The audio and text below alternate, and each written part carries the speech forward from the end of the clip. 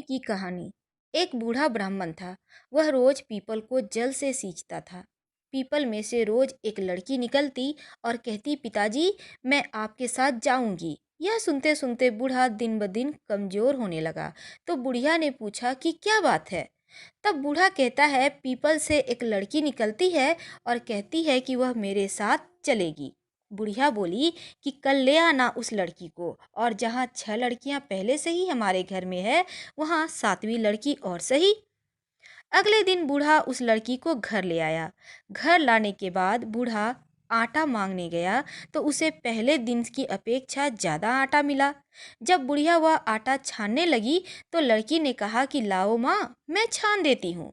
जब वह आटा छानने बैठी तो परात भर गया।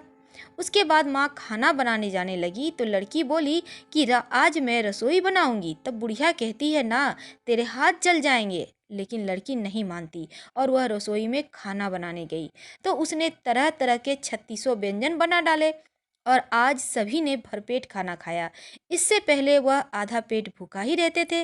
रात हुई तो बुढ़िया को का जो भाई है वह आ गया और कहने लगा, दीदी मैं तो खाना खाऊंगी। अब बुढ़िया परेशान हो गई कि अब खाना कहाँ से आएगा।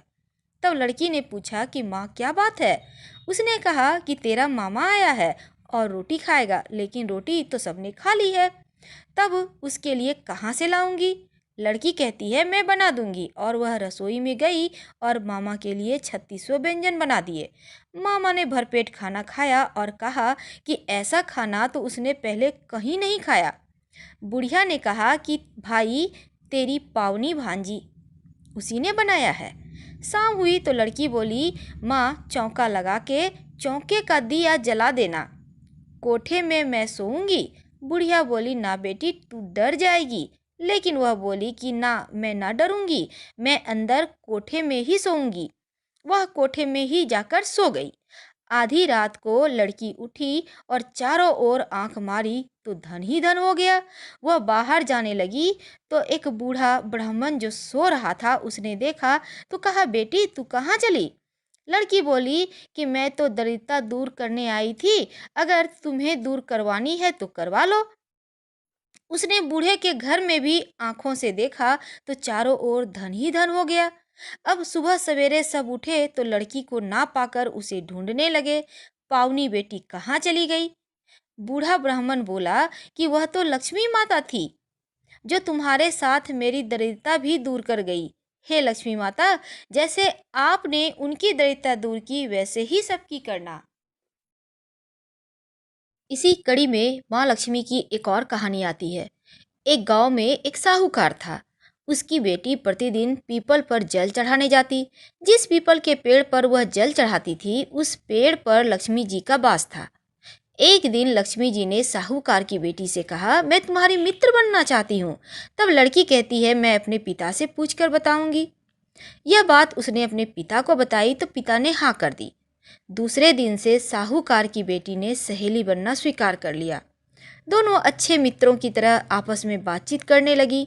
एक दिन लक्ष्मी जी साहूकार की बेटी को अपने घर ले गई। अपने घर में लक्ष्मी जी ने उनका दिल खोलकर स्वागत किया। उसकी खूब खातिरी की, उसे अनेक प्रकार के भोजन परोसे। मेहमान नवाजी के बाद जब साहूकार की बेटी लौटने लगी तब लक्ष्मी जी ने प्रश्न किया, अब तुम मुझे कब अपने घर बुलाओगी। तब साहूकार की बेटी ने लक्ष्मी जी को अपने घर बुला लिया, परंतु अपने घर की आर्थिक स्थिति देखकर वह उदास हो गई। उसे डर लग रहा था कि वह क्या करे, लक्ष्मी जी का अच्छे से कैसे स्वागत कर पाएगी। साहूकार ने की बेटी ने की उदासी देखकर उसके पिता समझ गए। तो उसने अपनी बेटी को समझाया, तू फौरन मिट्टी से चौका लगाकर साफ सफाई कर, 4 बत्ती के मुख वाला दिया जला और लक्ष्मी जी का नाम लेकर बैठ जा। उसी समय एक चील द्वारा रानी का 9 लखा हार उसके पास आ गया। अब साहूकार की बेटी ने उस हार को बेचकर भोजन की तैयारी की। थोड़ी ही देर में श्री गणेश जी लक्ष्मी जी के साथ उनके घर आ गए। साहूकार की बेटी ने दोनों की खूब सेवा की। उसकी खातिर से लक्ष्मी जी बहुत प्रसन्न हुई और साहूकार बहुत अमीर बन गया। हर हर महादेव।